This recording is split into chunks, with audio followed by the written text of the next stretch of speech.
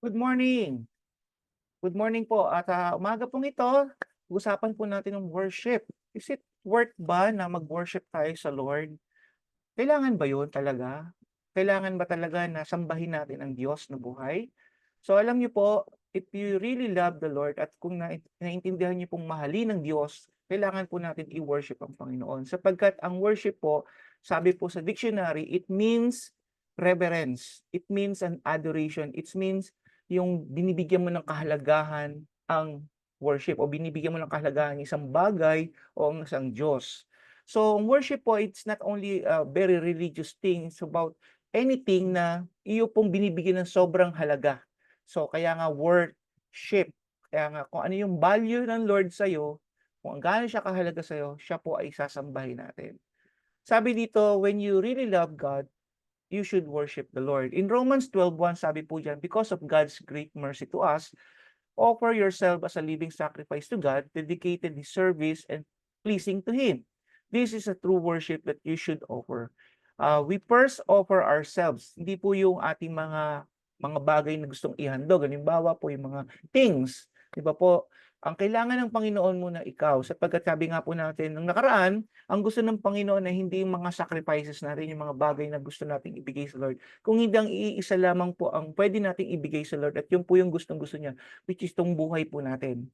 Yung puso natin, yung pag-iisip natin. Kaya nga po sabi ng Mark 12 verse 30, "Love the Lord your God with all your heart and with all your soul, with all your mind and all your strength." So, mahalin daw po natin ang Diyos ng buo, hindi po 90%, hindi po 80% or 99%, but the totality of your being, totality of your heart. So, kailangan natin 'tong i-offer muna ang ating buhay para natin makuha o maintindihan ang totoong pagwo-worship. Kaya nga po ang gusto ng Panginoon, kailangan focus po tayo. Number one, worship is focusing unto God. So marami tayong focus, 'di ba? Meron tayong pagpo-focus sa ating pong trabaho, pagpo-focus sa ating pong pag-aaral, meron tayong mga examination, lalo po malapit ang pasukan. So, marami tayong bagay na pino-focus po sa araw-araw. Pero alam niyo po ba, ang gusto rin ng Panginoon, since na love the Lord with all your heart, ang gusto ng Panginoon, i-focus din po natin yung ating isip, puso, kaluluwa at lakas sa Panginoon. So when we are in love, your full attention is there. Sometimes you're daydreaming about everything dun sa pag-ibig mo dun sa isang taong yun, 'di ba? So nagde-daydream ka, ano ba, kahit nandun ka sa isang lugar, iniisip mo ang isang bagay na yan o ano yung binibigyan mo ng worth, 'di ba? So kailangan gano'n din ang ating pong puso, focus tayo kay Lord.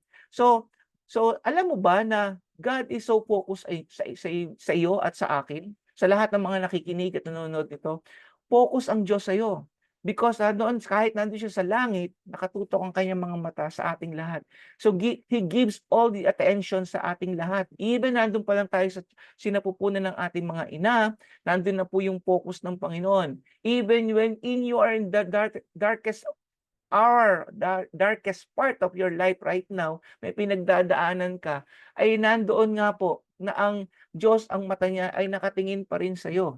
Kaya nga po, ano man yung moment mo ngayon, ano man yung imo mo ngayon, ano man yung pinagdadaanan mo ngayon, alam ng Lord yan, walang naitatago sa Lord, kapatid. Kaya kung ano man yung pinagdadaanan mo ngayon, nakikita ng Diyos yan. Meron lamang tayong formula para makapasok, makapenetrate ang Panginoon doon sa sitwasyon mo. So in Psalms 139 verse 1 to 3, sabi dito, "You have looked deep into my heart." Ito, nagsasalita dito yung ito pong author ng Psalms. Sabi dito, "You have looked deep into my heart, Lord, and you know all about me. You know when I am resting or when I am working. You notice everything I do and everywhere I go." So makikita niyo po si King David, yung writer po dito, na alam niya na ang Panginoon nakatingin sa kanya, ano man ang ginagawa niya, matutulog man siya, may ginagawa man siya, nandoon po ang Diyos. So, ang gusto rin ng Panginoon, ibalik din po natin yung focus na yan sa Kanya. Ano man ang ginagawa mo ngayon, anything that you do, 'di ba, do it for God's glory. Iniisip mo, ay ito para sa Diyos ito. Iniisip mo itong paglalaba ko, para sa Diyos itong pamamalansya ko, pagluluto ko, para sa Panginoon 'to. Hindi ito para sa sarili natin, hindi lang 'to para sa pamilya natin, sa mga mahal natin sa buhay, kung hindi para sa Diyos.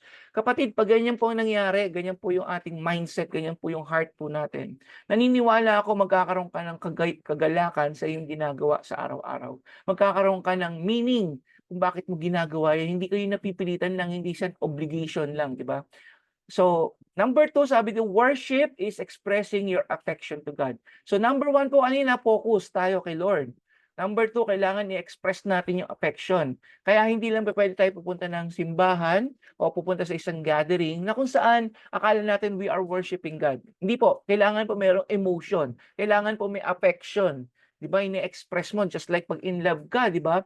Nandun hindi lang nagba-blush ka, talagang iba yung kilos mo, nagpapaganda ka, nagpapagwapo ka, 'di ba? Nagbibihis ka ng maayos sapagkat in love ka, eh, 'di ba? Meron kang inspiration. So in 1 John 4:19 sabi dito, we love him because he first loved us. Hindi ka naman puwedeng magmahal kung hindi ka nakaramdam ng pagmamahal, 'di ba? So ang Lord kasi mahirap mahalin ang hindi nakikita just like ang Panginoon. Hindi natin siya nakikita, hindi natin nahawakan. Hindi kagaya nung mga nagmamahal diyan, 'di ba? Nakita mo yung babae, nakita mo yung lalaki, naglaan. Uy, sabi niya, "I love that person." 'Di ba parang love at first sight, 'di ba? Nagkaroon ka na ng inspiration dun sa taong yun. Pero alam niyo po ba, dito ang Panginoon, pinaramdam muna niya ang kanyang pagmamahal bago natin siya matututunan mahalin. So, papaano po ba yun? Kailangan maranasan mo muna ang dakila niyang pagmamahal kasi yung pong sakripisyo niya dun sa cross of Calvary, yung bumaba siya dito sa lupa, dahil po sa'yo at sa akin yan. From generation to generation, in-express niya ang kanyang pagmamahal sa ating lahat. Kaya ang mga tao pong nakakaranas ng genuine ng pagmamahal na ng Panginoon, ay tunay nga po sila rin magbabalik ng pagmamahal din. So sana kayo naranasan niyo, kayong mga nakikinig sa akin ngayon, 'di ba? Naranasan niyo ba ang pagmamahal ng Panginoon sa iyo? Kaya niyo siya minamahal. Amen. So in Hosea 6:6 po sabi dito, I don't want any sacrifices. I don't want your sacrifices. I just want your simple love. Yun lang. Napakagusto ng ang napakagandang sinasabi ng Panginoon dito, gusto lamang niyang mahalin natin siya. I don't want your offering, I want you to know me. 'Di ba? Ang hirap naman 'pag makikipagrelasyon ka tapos hindi mo naman siya kilala, hindi mo alam kung ano yung gusto niyang pagkain, hindi mo alam kung, ano yung gusto niyang mga bagay-bagay sa kanyang buhay, 'di ba? Kailangan alamin mo 'yun para magkaroon kayo ng magandang samahan, magandang relasyon. So, relationship is about talking to each other, 'di lamang po naging nag-eyeball kayo, okey na kayo, no. It's about, spending time. 'Di ba? At makikita mo meron kang body language, hindi lang puro bibig. May body language ka na you are expressing your something doon sa minamahal mo, 'di ba? So gano'n din sa Lord, it's not only our body language, it's not our only mind. Kung hindi yung totality po natin, hindi lang po yung bibig natin. So kasi minsan may nagwo-worship sa Lord sa bibig, pero hindi naman wala din yung puso nila. Nandoon sa palengke, nandoon sa ibang lugar, 'di ba? Nandoon sa kung saan-saan. Pero sabi nga, kailangan buo. Amen? In Exodus 34:40 sabi dito, He is a God who is passionate about His relationship with you. Gano'n siya kaseryoso kapatid na mahalin ka. Gano'n siya seryoso sa iyo at sa akin na ma-express niya ang pagmamahal niya. So sana ikaw din maranasan mo yung pagmamahal ng para sa Panginoon kasi sobrang kanyang mahal kapatid. Kaya kung ano naman yung pinagdadaanan mo, kapatid, wala yan. Kayang-kayang lutusin ng Panginoon yan. Pinagdadaanan nga lang yan, pero huwag kang mag-i-stay diyan. So God doesn't want your duty, but God wants your desire for Him. Desire, hindi lang yung dahil obligasyon mo o duty mo na gawin 'to sa loob ng simbahan o sa ministry mo o sa araw-araw. Kung hindi gusto niya, magkaroon ka talaga ng time, 'di ba? Kaya nga po, kung naaalala niyo po yung mga karelasyon ninyo, mga asawa niyo, mga kasintahan ninyo, 'di ba? So, yung desire na makasama niyo sila kahit bananak niyo lang, fishball lang, basta magkasama kayo, okey na 'yan. Pero kung talagang meron ka namang kakayahan, pupunta pa kayo sa restaurant, 'di ba, para very sweet ang ambiance. Nando'n meron kayong, candle in the table, 'di ba, kayong dalawa lang ang nag-uusap, kayong dalawang so may intimate yung inyong relationship. Gano'n din ang Panginoon, ayaw niya nung napipilitan lang tayo. You can give without loving, but you cannot love without giving. Yan po ang motto natin.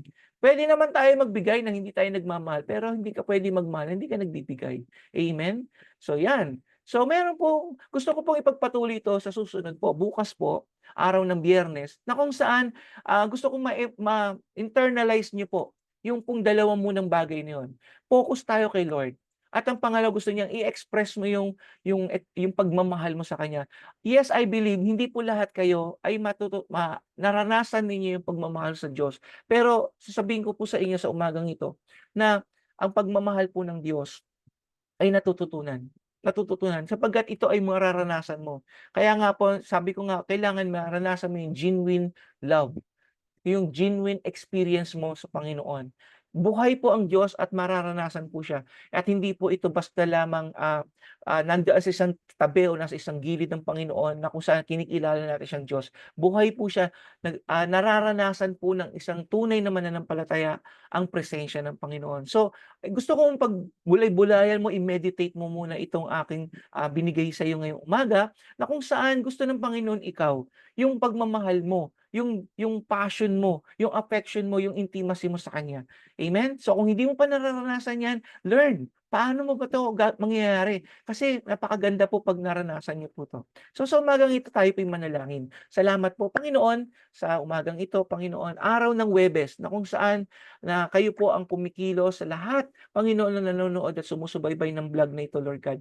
Pagpalain niyo po sila. Panginoong Hesus, dalangin ko na maranasan po nila ang inyo pong presensya. Maranasan nilang dakila mong pagmamahal na kahit nandiyan ka sa kalangitan, Panginoon, mapaparamdam niyo po, Panginoon, ang pagmamahal niyo sa bawat isang nananampalataya sa iyo because you first love us, Lord God. Kaya po in return of that, Panginoon, matutunan po namin kayong mahalin at matutunan po namin kayong sambahin sa pangalan ng Panginoong Hesus. God bless you mga kapatid and see you tomorrow po